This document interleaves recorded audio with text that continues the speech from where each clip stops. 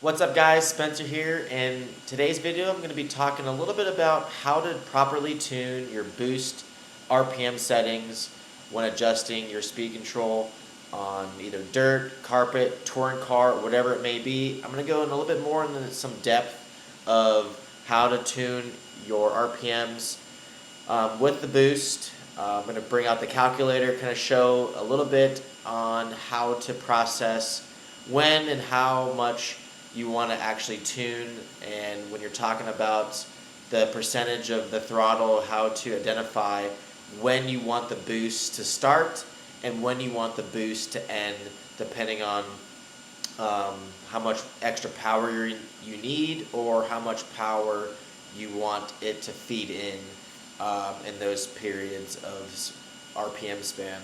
So let's get right into it. I'm going to flip the camera around. We're going to do the tuning through the iPad. I already have my four-wheel drive car already plugged in with the multifunction programmable box, and let's get right into it. Okay, now that everything's kind of loaded up here on the screen, as we're going to be talking about the RPM and boost timing settings, scroll all the way down the bottom. And the most important thing when adjusting boost and understanding when you want to adjust boost, you always have to look at the max motor RPM, which this is saying 59,838 was my max RPM, was the last time that I ran my car on the carpet track. And essentially when you are making adjustments to boost, you have a general idea of where you feel like in the trigger you need more power, so to speak. So for an example, just to throw out something, I currently don't have any boost in my settings, but the start activations on RPM and the factory settings is 500 to 22,500 is the end. And if I wanted to make the assumption that roughly in the 20% throttle window of 59,000 RPMs, we can figure out what percentage that is. So I like to pull up the calculator. We'll keep in mind we're going to just base this off of simple numbers. We'll say 59,000 RPMs is the max. Going to go to the calculator. 59,000 RPMs times 20% is 11,800 RPMs is where we would need to start the RPM for the boost.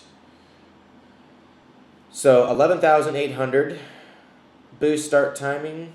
We're going to just put 5 in. 20% of 59,000 was roughly 11,800. So we're going to put that at 11,500 as the start timing. And then we're going to assume that 59,000, going to go back. We want the boost to last from 20%, let's say, for an additional 20%, so 40% total. So 59,000 times 40% is 23,600.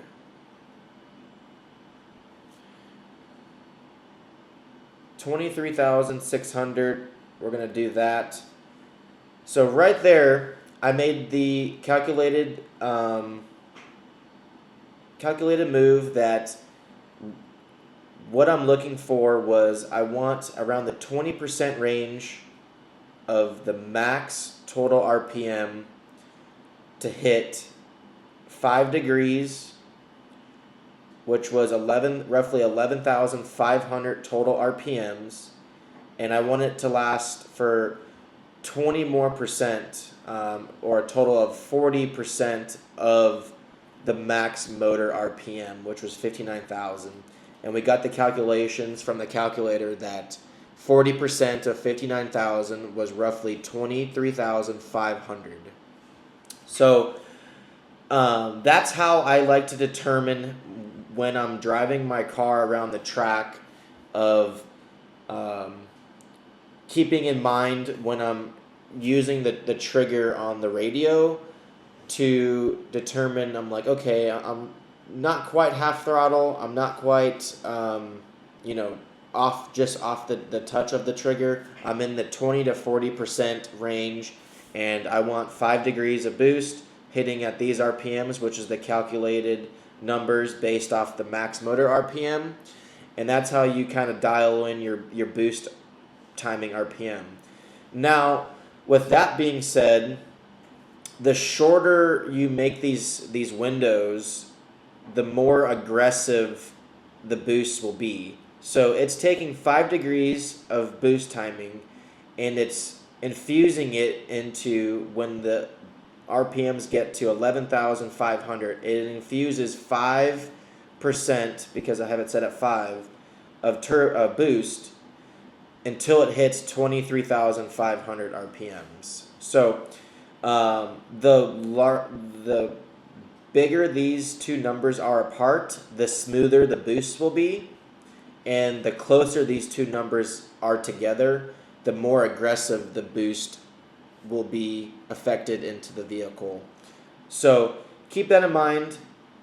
Also, as a simple factor, this is set at boost timing activation, which is set at RPM.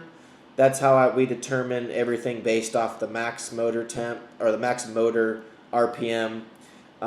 We also have the setting auto, which is Hobbywing's own algorithm of how it determines when boost needs to be infused into the motor based off of probably torque and RPM. In general, I like to tune based off RPM because I have a really good reference of how much trigger I'm utilizing when I'm racing on carpet or dirt, depending on if you used boost, which boost timing, people use it in touring car and off-road carpet typically. This is kind of how I like to tune my settings with the boost. So hopefully that helps you guys out on how to utilize the boost setting, and always use the reference numbers based off max motor RPM, and that will get you in the window of how you like to utilize the calculator format, which is how I get all of these numbers here on the calculator, and hopefully that helps you get to the next level in racing. So hopefully you guys enjoyed, and we'll see you guys on the next one.